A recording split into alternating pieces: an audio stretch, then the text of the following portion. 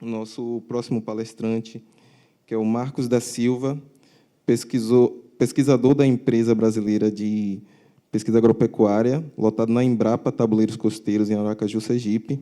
Ele é graduado em Ciência da Computação pela Universidade Federal de Sergipe, com especialização em Estatística, mestre em Computação aplicada pelo Instituto Nacional de Pesquisas Espaciais, INPE, doutor em Ciência da Computação pela Universidade de Toulouse, coordenador executivo da Rede Sergipe de Geotecnologias entre 2006 e 2008, e atualmente desenvolve pesquisas nas áreas de geocomputação e ciência social computacional aplicadas ao estudo de sistemas socioterritoriais e socioambientais no espaço rural. Professor, a palavra está contigo.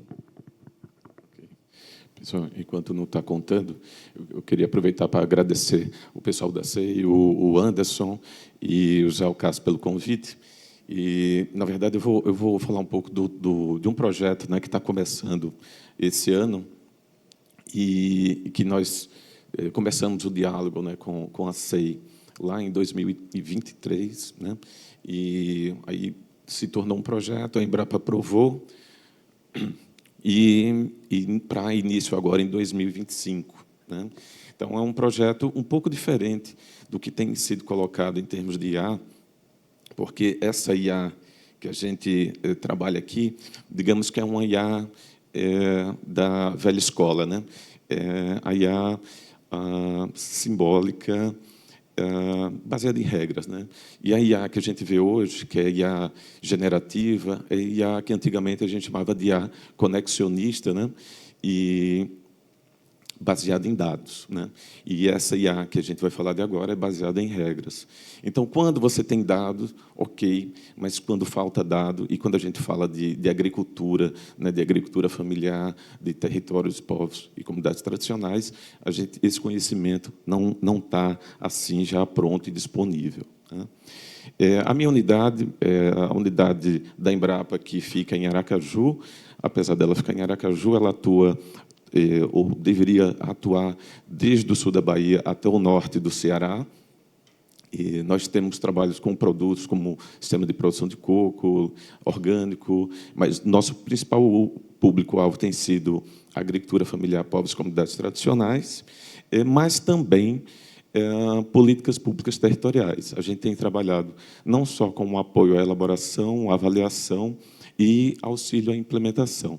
Então, como exemplo, o mapa da Mangaba, né, de extrativismo, ele que vem sendo esse mapeamento vem sendo realizado desde 2007.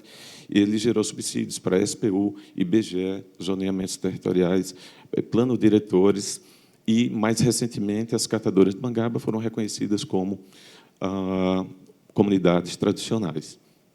Então, a questão aqui nesse estudo territorial é justamente porque e é interessante, né, também a Embrapa está aqui nesse painel de ambiente, porque a agricultura, para além da produção de alimento, para além de uma atividade econômica, é uma atividade que impacta severamente o ambiente e tem sido impactada pelas questões climáticas. Né? Então, solo, água, vegetação nativa, né?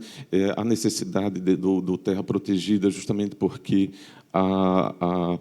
é uma atividade que demanda, né, a transformação da paisagem, e aí é importante também, e a Embrapa tem trabalhado nessa linha também de políticas públicas. O que se observa ultimamente, né, os dados que a gente tem aí do IBGE, e pegando só uma dimensão da agricultura, é que há uma tendência de especialização na escala municipal. E quando eu falar aqui de diversidade, eu não estou falando de diversidade na propriedade. Então, na propriedade é intuitivo. Se eu tenho um sistema agroflorestal, um sistema agroecológico, eu vou ter ali uma maior conservação da biodiversidade, eu vou ter ali uma maior conservação do solo, proteção de manancial, etc.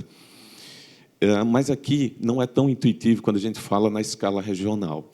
Então, na escala regional, avaliando a partir das estimativas do IBGE, a tendência atual é diminuição da diversidade, principalmente no Centro-Oeste. Essa diminuição não é homogênea, ela é heterogênea no território.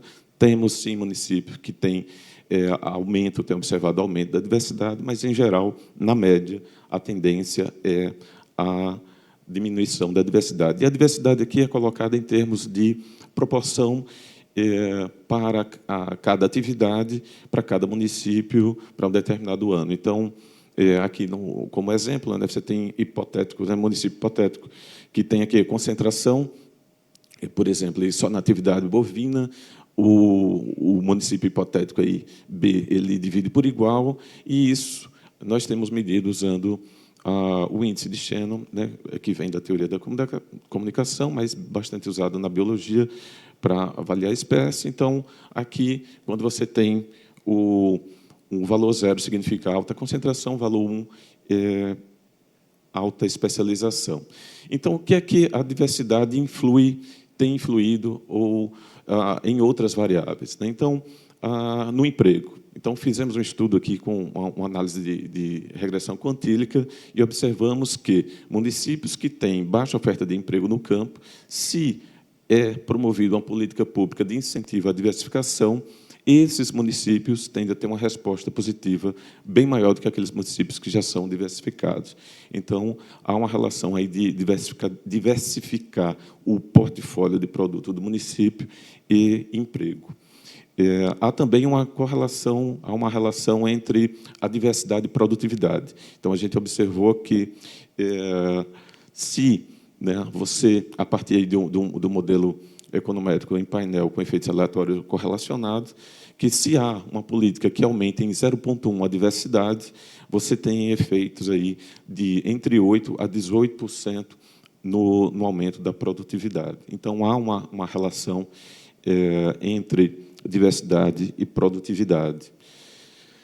Em termos de perda de vegetação nativa, aqui é um outro estudo, né? Dividimos os municípios brasileiros, né, com dados do IBGE de 99 até 2018. Então, os municípios que têm tendência à concentração de atividade, à perda de diversidade, são aqueles que também estão mais relacionados com a perda de vegetação nativa, considerando dados do MAP Biomas. Então, a diversidade também afeta a vegetação nativa. E como a diversidade pode ajudar o município em termos de resiliência climática, né? Então, foi feito aqui um estudo, um estudo também com regressão quantílica, para avaliando o efeito da ocorrência da seca a partir do monitor de secas da ANA, dos mapas, sobre os municípios do território litoral norte e agreste baiano. E aí observamos que, para culturas temporárias, os municípios com menos diversidade, na ocorrência de seca, tendem a perder a diversidade, e aqueles com maior diversidade tendem a resistir mais com relação à ocorrência de seca. O mesmo foi observado quando repetimos esse trabalho aí para todo o Brasil, considerando somente agora secas extremas e excepcionais, e aí sim, tanto para a cultura temporária, permanente e efetiva de animais, a gente percebe que quanto mais o município é diversificado, menos tem o efeito da seca sobre o município, né? Sobre a diversidade do município. Então, a gente já tem evidências de que a diversidade ela está diretamente ligada à sustentabilidade, mas a tendência é a especialização por conta das vantagens, né, comparativas, e, por isso mesmo, é necessário que políticas públicas sejam implementadas para reverter esse quadro, né? Então, o Brasil tem uma infinidade de políticas públicas que afetam, direta e indiretamente, a diversidade, né? Umas chegam, outras não. No caso da Europa, você tem uma certa unidade, você tem uma política de incentivo direto ao produtor, né, para a adoção de boas práticas, inclusive a diversificação, né? No entanto, o que acontece é que o efeito dessas políticas públicas, mesmo lá, não tem sido esperado, né? Então, como avaliar,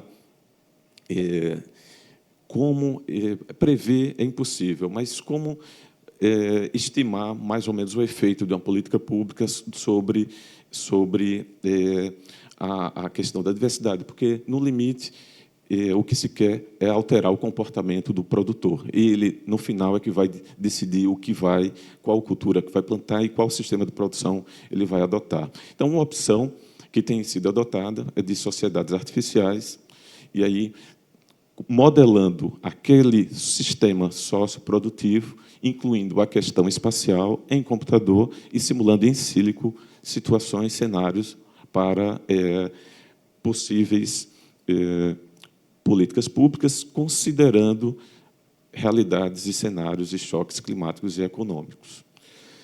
Bem, isso lá como eu falei, na Europa eles já estão bem adiantados, mas algo que foi mudando ao longo do tempo, né, e que recebeu ênfase nos últimos anos foi justamente o foco no comportamento do produtor rural. Ou seja, não adianta modelos se não consideram o comportamento do produtor. Então, nesse sentido aí foi pensado um projeto, né, o objetivo aí do projeto, de construir, né, um modelo computacional dos sistemas socioagroambientais baseados em agentes, só que esses agentes são agentes dedutivos, né? Ou seja, eu parto de uma teoria e aí eu vou ver o comportamento e não os agentes baseados em área generativa, e aí para avaliar, para simular o efeito de políticas públicas voltadas para a promoção da diversificação, considerando diferentes situações climáticas e econômicas.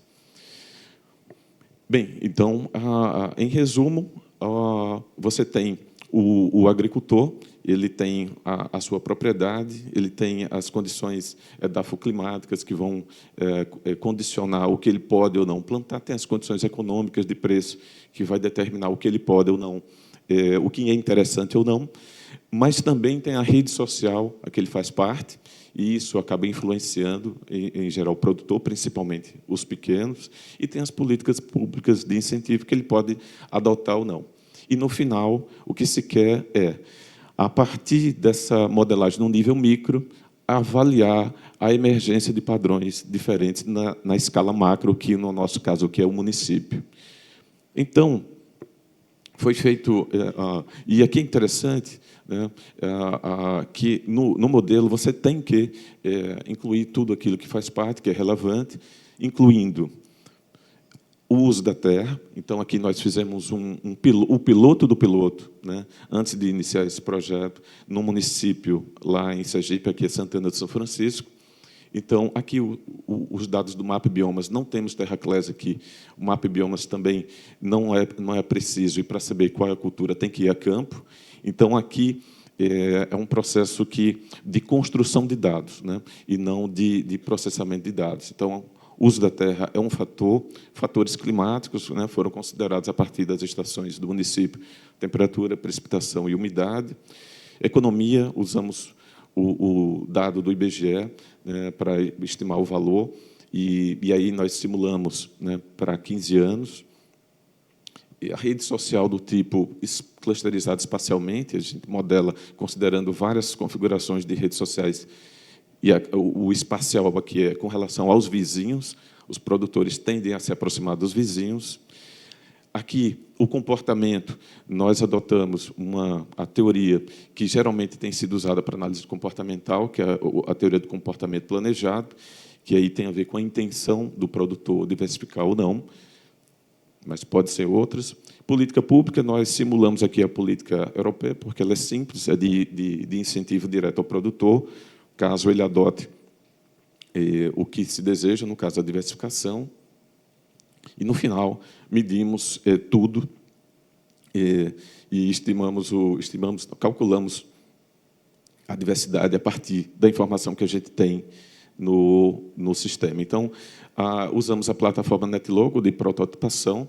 Evidentemente, quando isso ganha escala, né, quando esse processo ganha escala, talvez seja necessário migrar para uma outra plataforma ou desenvolver o próprio sistema, mas o que é importante é que você tem um painel, né, com a informação geoespacial, as camadas, você decide, né, as camadas que você vai usar, de solo, de clima, mapa de uso e outras que podem ser acrescentadas, e, a partir daí, você faz a avaliação dos cenários, né? Então, com ou sem política pública, com ou sem choque climático, com ou sem choque econômico. Certo? Então, aqui o processo de validação desse modelo, ele depende, né, que as estimativas do IBGE sejam publicadas, mas também estamos trabalhando aqui no mapeamento das culturas, né, numa área que tem alta incidência de nuvem, né, aqui no litoral também, né, tem alta incidência de nuvem, o dado do Mapa Biomas tem uma certa imprecisão para, né, trabalhar na escala de município local, e aí, no nosso caso, a gente precisa identificar quais são as culturas que estão ali, e aí, mais uma vez, é necessário ir a campo, e lembrando também, esse trabalho a teoria, né, do comportamental, né, é amparada também em trabalho de campo, né? Então, nós temos que ir a campo para conversar com as comunidades, com os produtores, para saber exatamente quais são os fatores, né, e, a partir daí, definir os parâmetros, etc. Então, aqui é um trabalho de produção de dados, né, tendo uma visão aí de longo prazo, nesse processo, confiando nesse processo de calibração, seja a partir da estimativa do IBGE ou a partir dos dados. E aqui, sim, no processamento dos dados, a gente usa aprendizado de máquina, né? Como a Karine falou ontem, né? a rede som para identificar padrões a partir de imagem Sentinel, porque também o objetivo é que o sistema ele seja de baixo custo, né? De zero custo. Então, a gente usa software livre, porque a gente sabe que não vai conseguir imagem de alta resolução para toda a área de interesse, né? Bem, e aí, esse é o título do projeto. Ele foi concebido lá em 2023, foi aprovado na Embrapa em 2024, para início em 2025, houve atraso de recurso, na prática começou agora nesse segundo semestre, e a Superintendência de Estudos Econômicos e Sociais aqui da Bahia foi procurada justamente pelo que foi conversado ontem aqui. Primeiro, a disponibilidade de informação, a equipe e a iniciativa de investir em IA, né, para a gestão pública. E aqui o sistema, o objetivo dele é que ele atenda ao gestor público, né, que ele possa ser um instrumento de apoio à tomada de decisão e a planejamento nessa questão rural, que é tão importante, né? E seria interessante que todos os estados tivessem o exemplo aí do Terra Protegida, porque nós estamos num processo de transição ecológica, né? Então, várias frentes de várias linhas ideológicas caminham para o mesmo lugar. Mesmo o agronegócio, o Consórcio Nordeste, o planejamento, o Consórcio Nordeste está elaborando agora o plano de transição ecológica, e aí, entre outros fatores, a agricultura entra forte, e aí temos a necessidade de iniciar essa transição, e, para isso, a gente precisa conhecer o campo, e, para além do dado que já está disponível, e que a generativa nos ajuda a interpretar a realidade, nós temos também que ir a campo para verificar a realidade em loco e para conseguir transformar isso em informação valiosa no futuro, que vai ser usada pela IA generativa lá na frente para fazer tudo isso em outros contextos. O território, o estudo de caso, é o território litoral norte e agreste baiano.